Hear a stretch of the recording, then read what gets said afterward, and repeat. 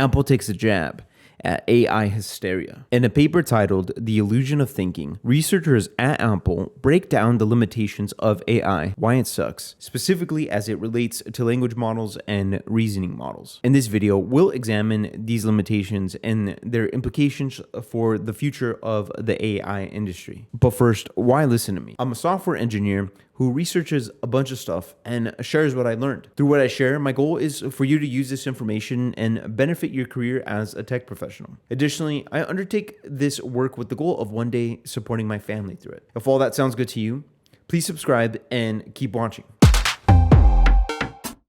Apple has been slow and awkward in adopting AI. For example, while other tech giants were rushing to adopt, Tim Cook and friends were pumping out a flop in Apple Vision Pro. Then, in an attempt to look relevant, Apple Intelligence was haphazardly released. Just recently, during Apple's dev conference, the highlights were bare in terms of AI. This lackluster adoption of AI instantly puts a paper like The Illusion of Thinking in question. The company who's sucked at implementing AI is talking about how AI sucks. From this perspective, the paper released around the same time as WWDC essentially serves as Apple's justification of why it's been slow to adopt AI. Despite this, the paper makes some empirical points that expose fundamental limitations of AI, specifically language models and reasoning models. The first point I want to highlight is that existing benchmark testing is flawed. Researchers state, existing evaluations predominantly focus on established mathematical and coding benchmarks, which, while valuable, often suffer from data contamination issues and do not allow for controlled experimental conditions across different settings and complexities. Moreover, these evaluations do not provide insight into the structure and quality of reasoning traces. Today, it's known that AI benchmarks have significant flaws, and they're used more as marketing tools. To offer a more controlled testbed, researchers had the models do algorithmic puzzle games that measure performance across increases in complexity.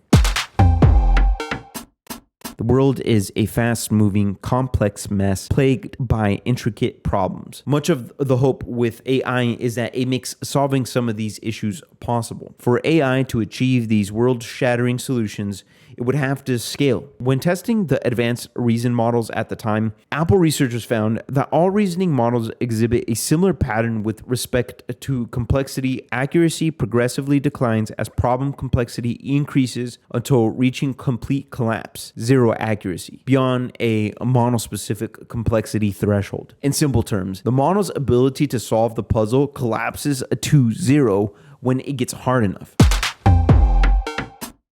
If you are given a problem and you come up with a reasonable answer, would you continue trying to solve the problem, or would you submit your answer to see if it's right or wrong? Most people, I'd argue, would submit their answer. Reasoning models, according to Apple, don't stop to submit the answer. For simpler problems, reasoning models often find the correct solution early in their thinking, but then continue exploring incorrect solutions. This is what researchers are calling an overthinking phenomenon, which is inefficient from a computational and scaling perspective.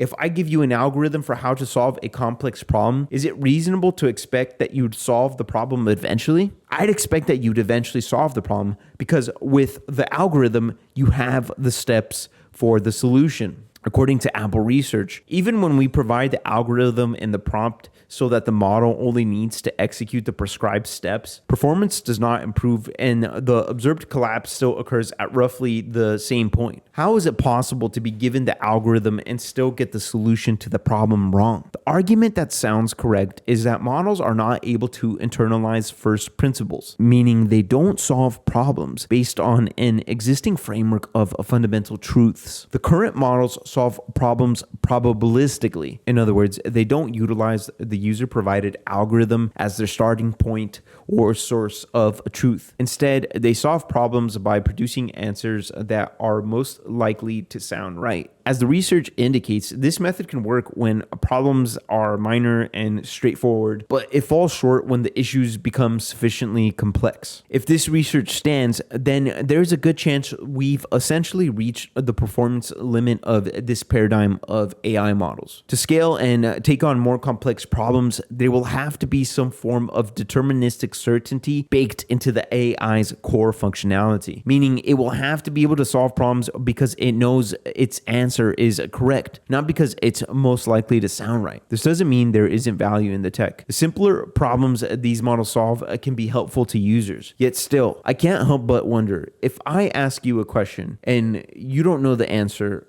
but you make it sound like you do, am I being deceived or are you being intelligent? The answer, in my opinion, is closer to deception. However, models are not conscious, so you could argue they are incapable of deception. But if I, as a human, perceive an answer from an AI to be truthful because it sounds right, not because it understands, then at that point, I'm perceiving at least an illusion of intelligence that's not there. If you're interested in this topic, please consider my tech industry jobs report, which includes a cautious analysis of AI in the context of economic and job uncertainty. It also examines key career opportunities for you as a tech professional that you may be overlooking. The report is free, and to access it, click the link in the description box below. Otherwise, if you want to see me expose a bunch of AI scams, go and check out this video right here.